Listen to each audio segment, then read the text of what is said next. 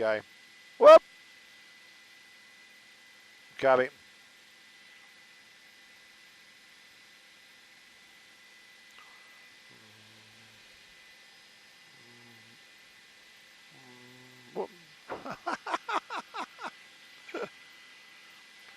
Well, this is a robbery suspect out of the Pomona area. Very high-speed pursuit. That white Audi, you see it right there. The only thing that's keeping up with him is the helicopter, and it's not just us. That would be the law enforcement. Now, this came out of the Pomona area and has been moving very, very quickly, taking a number of different freeways, and you can see it right there.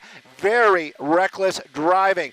This is a newer Audi. We've been watching it. Speeds up in the triple digits for most of the drive out here. And of course, you see it getting very close to a lot of other cars and cutting a lot of these other vehicles off. Now, the helicopter that is above is making calls to the guys on the ground, basically being the California Highway Patrol. They're trying to get somebody into place to get behind this vehicle and to start to warn the public, get some distance between that driver and the public out here this afternoon. You can see those speeds. As soon as he gets a little bit of an opening, he really starts to open it up. I'm going to get a little bit of a wider shot right there, and you can see that vehicle continuing to move. Now, there is some talk, crosstalk, we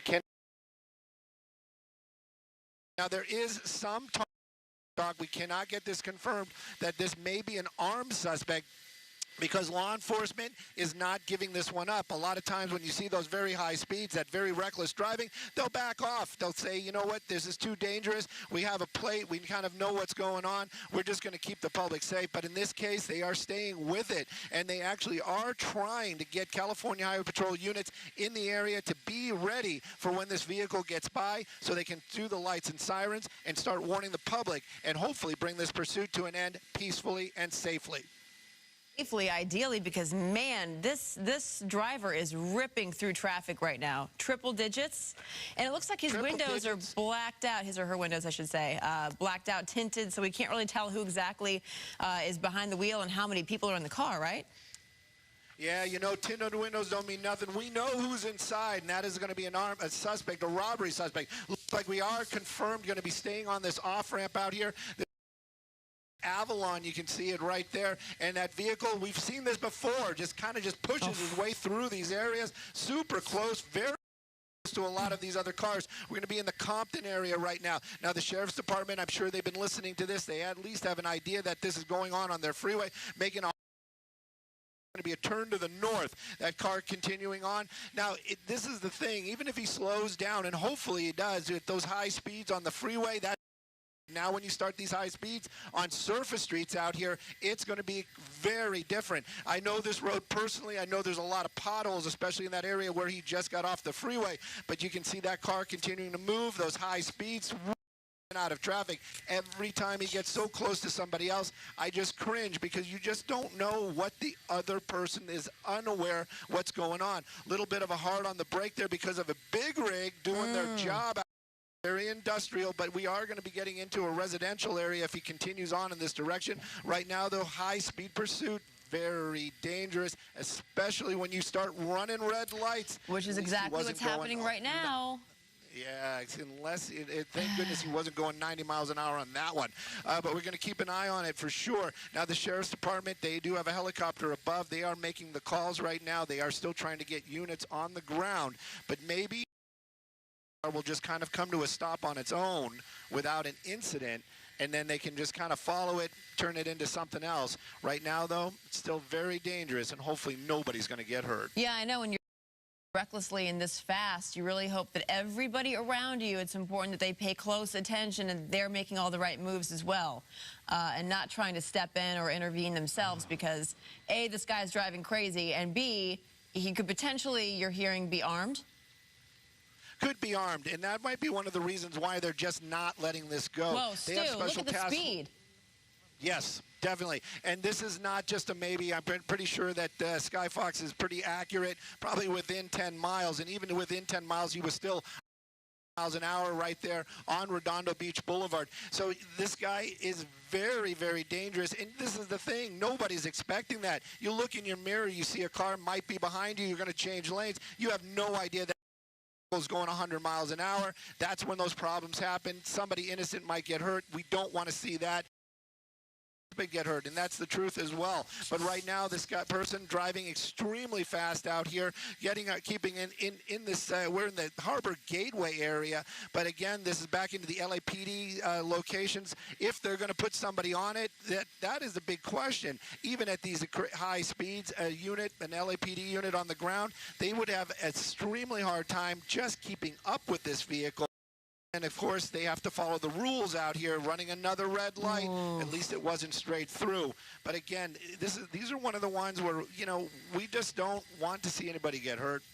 And, of course, these high speeds just make everything that much more complicated. Stu, can you remind us what the officers when they choose to do a pursuit like this, being that this person is going so fast and driving so recklessly? I've seen him at least several times cross the double yellow line, like he is right now.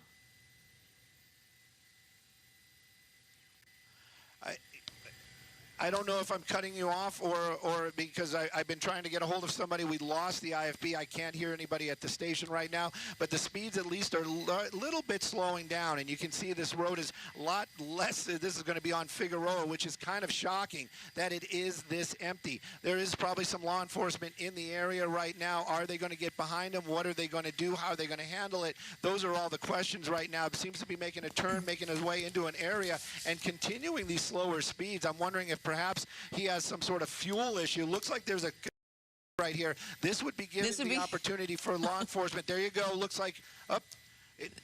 Door is open. Door is open. Out running, making his way through an alleyway out here. This would be the opportunity for law enforcement to make their move here. Look at this guy run. I mean, geez. Where's where the law enforcement is in the area? Because on foot and he went into a dead end area. This would be an ideal time for officers to apprehend him. Where is he going definitely into? Right through. He's between the buildings right there. Let's see if he comes out. We're going to stay wide right now. Agile. That guy is like a jackrabbit running around down there. It's like there a track and field star. The other side. Yep, there, track and field for sure. He missed his calling. He's on a cell phone. That's one of the great things about Skyfox. We can really kind of push in and get a better look at that suspect. It doesn't seem to have a weapon in his hand, but that's not going to solve any of the problems right now. He definitely was on a cell phone, probably trying to make some phone calls, maybe trying to get a hold of somebody so they can basically meet him. Whoop, there you go. There's the 1st California Highway Patrol unit right there out of the vehicle. Now that suspect's got to be at least a little bit exhausted. We're going to keep coming around.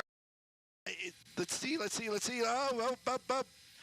It always happens in undercover, right? It always happens where you can't see it. Hopefully What building is this, do you know? I always make that. Yeah, there he is. He's on the ground. Okay. There it is. You know it's one of my shots when it happens underneath a tree. I always make that joke. When it comes to an end, it's going to be under a tree. That's mine. There you go. You can see those officers from California Highway Patrol. What an amazing work these guys did, and the coordination with that helicopter and these guys on the ground to get this suspect. Yeah. Amazing. And again, Jen, look at that. Nobody injured. Oh. But some really close calls there. No, hats off to officers who are apprehending him right now peacefully. Didn't look like he was resisting arrest at all. And, you know, given how fast and how reckless this guy was driving, pretty impressive that we had no injuries or anything like that. So thank goodness this came to a peaceful end. All the law enforcement there and using all their toys. They had that helicopter they were tracking for the longest time. And again, this suspect now in custody, Jen. We'll throw it back to you. There we go. Thank you, Stu. Peaceful ending. Thank you. All right, back to your regular programming. Right. Nice stuff. Well dressed. He wouldn't let that backpack go, so I really wonder what's in it. You know what I mean?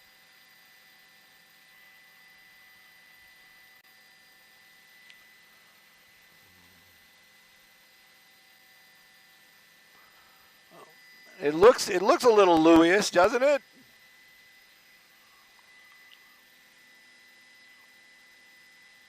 And he's still got his gloves on. I wonder what that's all about.